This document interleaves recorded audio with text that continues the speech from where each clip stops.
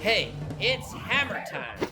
A very special episode of Hammer Time on the 60th anniversary of the Arizona-Mexico Commission. We have with us Senator Arturo Bours from the great state of Sonora. Senator Bours, welcome to the program. Happy to be here. The first question I want to ask out of the gate is, you're a member of a legislative body that seems to be working extremely well. And you just passed, we're a little bit jealous here in the United States. The Senate in Mexico just ratified TEMEC, known as USMCA, by a vote of, I believe, 114-4. Could you please walk us through how that happened? The way I see it, it's that even the different ideologies that we have in the Senate, we all understand the importance of trade, the importance of jobs, particularly the farmers' jobs. We don't want any more peasants without a job coming over to the border and, the immigration thing that's been gone for years. Yes. I think, like President Reagan says, I am a great admirer. My favorite president. Good. So is my. Well, I have many favorites, but he said the best therapy for a man is a job. We like to give jobs, and then once we have them, we have to make them better paid.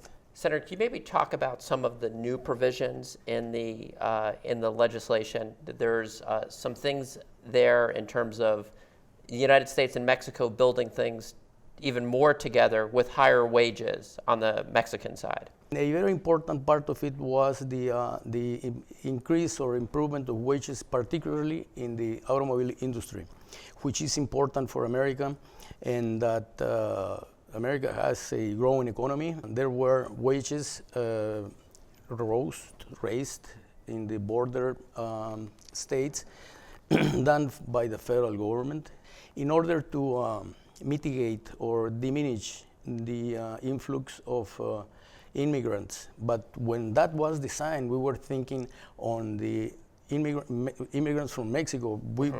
At least I didn't have on my horizon the immigration from Central America. But that was designed for Mexicans staying at the higher paid parts of Mexico, which were the bordering states. And in northern Mexico, the state of Sonora, the auto industry, and in Arizona, we now have an emerging auto industry, particularly in some of the electric vehicles, and a big reason is because of that supply chain in Sonora. And our labor is very capable and very easy to turn over, meaning turn over, make the training thing. We are very easy to train. We have a different culture in the north, and it's not so much as you can train people from left behind states, like Oaxaca, Chiapas. Another area where Arizona and Sonora do a lot of work together is in agriculture. We have the good fortune through Nogales to bring in the yummiest, to me, the best tasting tomatoes in the world. Well, Mother Nature gave us that prerogative, and we hate to lose it.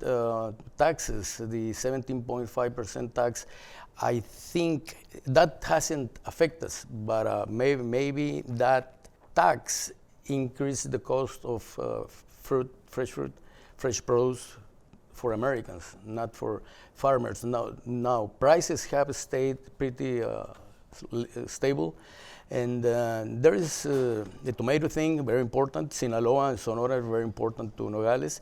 Nogales is very important to us. The city of Nogales is unique all across the border. I mean, you have Juarez, El Paso. They do not have the offer of, I understand this because I'm a tomato grower.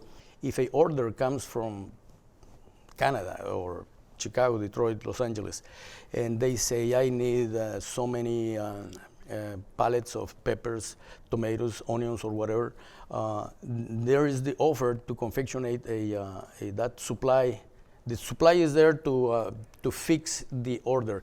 So Nogales is pretty unique. That doesn't happen in anywhere in Baja, anywhere in Coahuila, Chihuahua, or Texas border.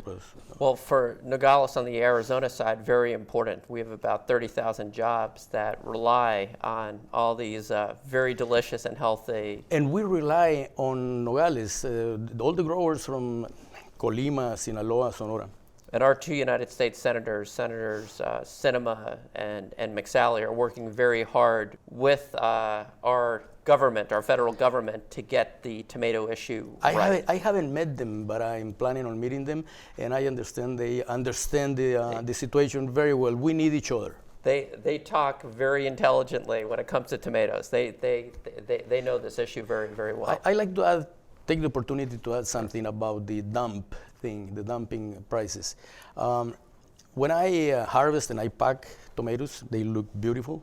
They might not look the same when they arrive to the border. We have so many checkpoints, stops. When the produce arrives, it looks different, so we have to sell it at whatever price. So we are being accused of dumping because of that situation. And that's something that the senators, McSally, have to understand. They understand it very well, and Good, I'm glad. That's a big deal for the Arizona Chamber as well. Can you maybe talk about just in Arizona, we know with the trade agreement, we have about 230,000 jobs connected to trade and tourism with Mexico and Canada. So in Arizona, ratification is very popular with the business community and with the public. I'd be interested just in Sonora and the people you represent, how they look at TEMEC. They understand very, very well that without a trade agreement, like the one we had before, the NAFTA, it was of a lot of benefit to all, hopefully also for America, but I cannot talk about on that side. We understand very well, not even in not only in Sonora, but in other states that are not bordering states with America. We all understand very, very well the need to have clear laws and clear rules for trade. Senator, my final question, so you pass, it's our job now in the United States to push for ratification of USMCA, and our neighbors to the north, Canada, need to do the same. So you've passed this major treaty, an agreement. I'm curious, what's next on your plate as a senator in Mexico?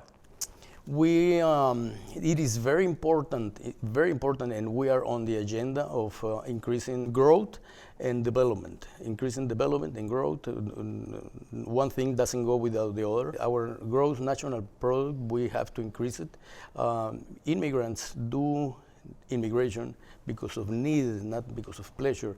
So in a usual pattern, it is very simple and logical for everyone, that they follow the higher gross national product. So they need to find at home what they need to lead a decent and prosperous life. And it seems to me that it would be, for us to work, the closer our governments on the executive and the legislative, and I'd even say the business community work together, Mexico and the United States, the better chances we will have on good solutions that are good for both of our countries. We are not only neighbors, we like it or not, but we see America as allies, and I hope they see us likewise. We not only see Mexico as allies and certainly neighbors in Arizona, but as friends. And Senator Bours, I want to thank you for being on the special episode of our show at the 60th anniversary of the Arizona-Mexico Commission.